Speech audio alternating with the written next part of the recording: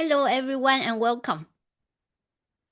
Imagine standing in the Garden of Eden. Everything is alive. The air is clear. The world is still untouched by death, sorrow, or fear. And in the middle of the garden stands a tree, not hidden, not guarded, not surrounded by walls, just standing there. The tree of the knowledge of good and evil. And for thousands of years, people have looked at that tree and asked the same question. Why was it there? If God already knew what would happen, why place the very thing that would lead to humans' fall right in the center of the garden? Was it a test? Was it a trap? Or was it something else entirely? We often approach the story of Eden like a puzzle, waiting to be solved. But the more I reflect on it, the more I begin to suspect something uncomfortable.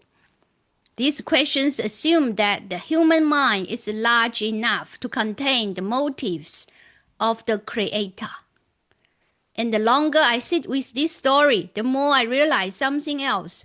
Maybe our minds are simply too small to hold the full why. We are trying to measure the ocean with a thimble. We are trying to map the mind of the Creator with a compass made of clay.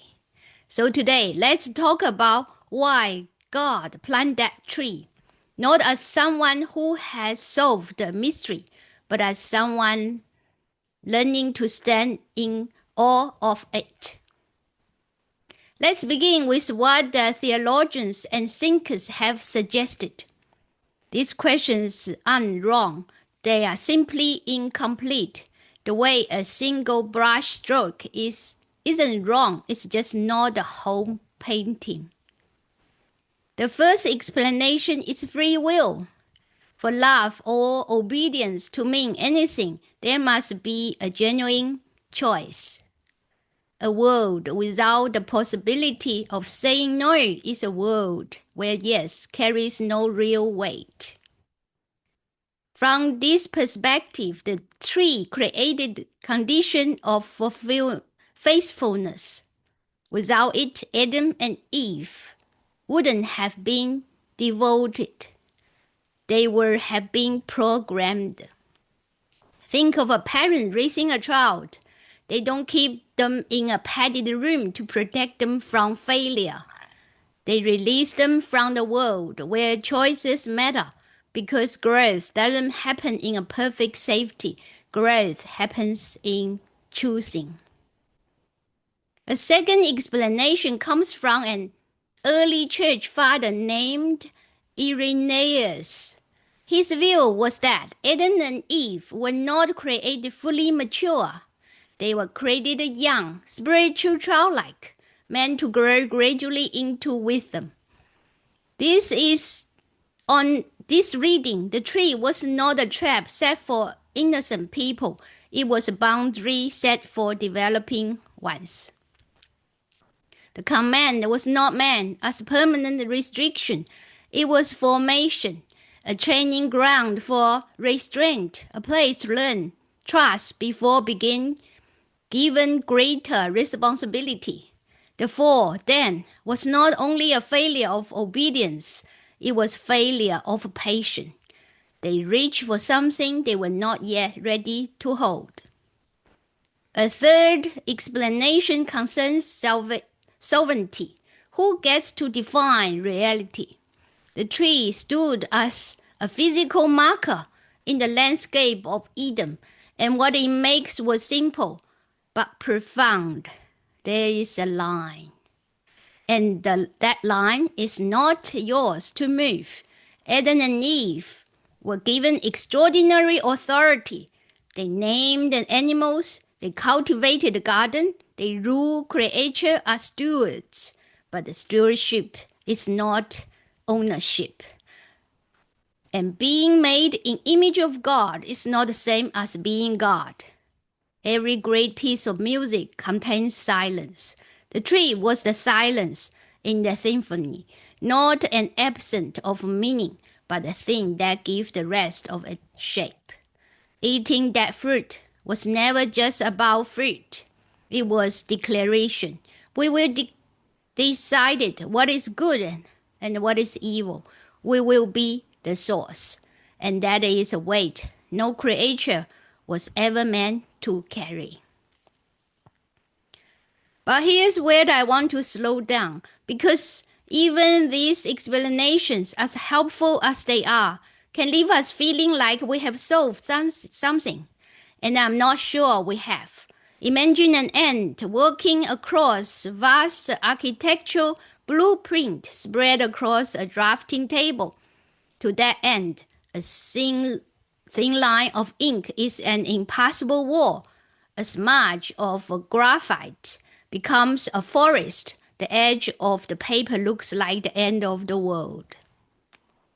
The ant is not foolish. It is responding honestly to what it can see. But it has no framework for understanding what the blueprint actually is. It cannot imagine the building being designed.